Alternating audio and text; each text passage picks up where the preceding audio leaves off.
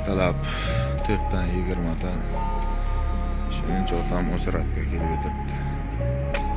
Ular kelyapti yana.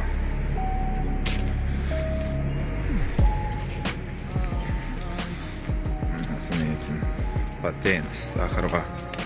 Assalomu alaykum, Rossiyada ishlab yurgan musofir aka-ukalarimiz va opa-singillarimiz. Sizlar bilan men Qilichbek, kanalimizga xush kelibsizlar. Hozir sizlarga ikkita video rolik qo'yib beraman. O'sha videoni yaxshilab ko'ring sizlar, ayniqsa tojikistonlik aka-ukalarimiz. Mana shu patent tayyorlamoqchimisiz? O'zbeklarga ham taalluqli. Hozirgi vaqtda Rossiyada hattoki mana shu patent beradigan joylarda ham qattiq proverkalar boshlandi. Odamlar to'polon. O'sha yerga borsangiz, zapretiz ham chiqayapti, qalbaki hamma narsangiz chiqayapti. Agar sizda pechatingiz bormi qalbaki, yoki siz dokument tayyorlamaganmisiz, yoki pasportingizni almashtirib kelganmisiz, o'sha yerda danli chiqayapti. Undan tashqari hozir yana bitta gap tarqaldi, video rolik davomida ham ko'rasizlar. Endilikda tojikistonlik aka-ukalarimiz zapreti bormi, yo'qmi, yoki Rossiyaga kira oladimi, Tojikistonda o'zida proverkadan o'tishyapti ekan. Bu qanchalik to'g'ri, qanchalik rost? Akalar kommentariyaga o'z fikrlaringizni yozib qoldiringlar. Aka-ukalar, bunga o'xshaydigan yangiliklar hali oldinda, siz faqat like bosib, qo'llab-quvvatlab tursangiz, men sizlarga yangiliklarni taqdim etaveraman. Marhamat do'stlar, videoni tomosha qilamiz. Qaytgancha, Rossiyada, Moskvada ishlab yurgan aka-ukalar, dokumentingiz tugadimi? Granitsa kirdi chiq qilmoqchimisiz? Sizga ishonchli taksi xizmatlari kerakmi? Unda mana bu video ostidagi nomerlarga aloqaga chiqing. Qilichbek obunachisiman deyishingizdan chiqmasin. Sizlarda chiroyligina granitsaga olib borib kelib qo'yishadi.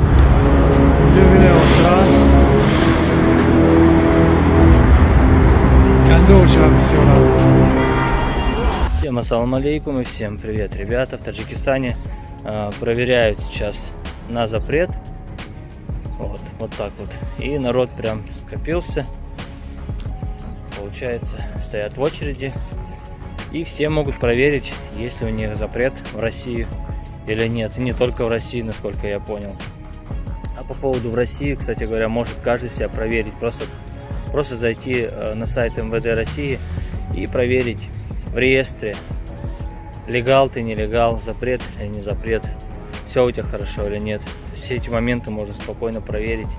Поэтому, возможно, и нет смысла, кто находится, например, в Таджикистане, хочет поехать в Россию, идти прям в специальное учреждение и стоять в большую очередь. Ну, вообще лишним не будет, если есть время, силы и нервы, то можно, в принципе, тоже провериться. Вот такая, ребята, вещь. Пишите, что думаете. Всех уважаю, ценю. Всем пока. Ребята, к сожалению, случилась трагедия. В одном московском метро одна уроженка Таджикистана, мигрантка, погибла. Все подробности, естественно, вы узнаете у нас в Телеграме, что с ней произошло, и увидите видео, которое нельзя здесь показывать в Ютубе. Ссылку оставляю в описании, в закрепленном комментарии. Переходите, и вы узнаете, что с ней. Ertalab 4dan 20 shuncha otam o'chiratga kelib o'tiribdi. Ular kelyapti yana.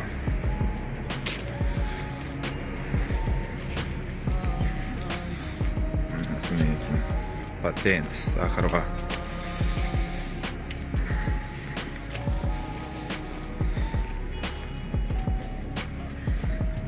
Safol 4dan 20 ikkinchi xonasi ham to'lgan.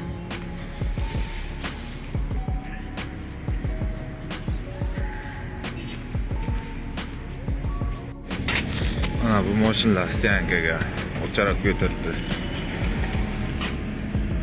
Soat 6dan boshlaydi kirishga mashina. Parkovka o'chiratdi. Saxirva.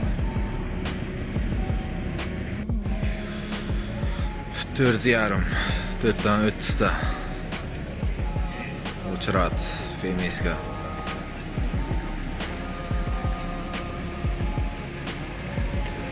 Mashinalar yo'l to'sib qo'ygan, kirolmay yo'l to'sib o'tiribdi.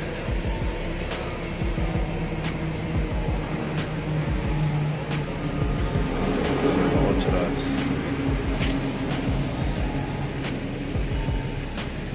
Kelmoqchi bo'lsangizlar ham barvaqtdan kelib o'ringlar. O'zi to'lib qolgancha.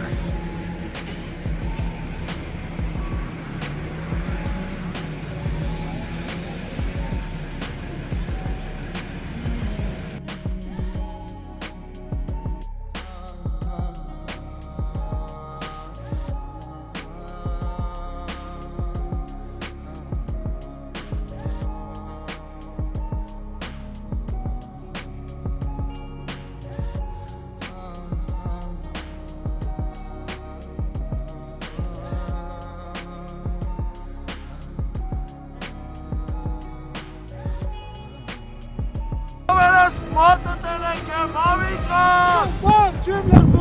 Bota na Dora normal, né? Falou!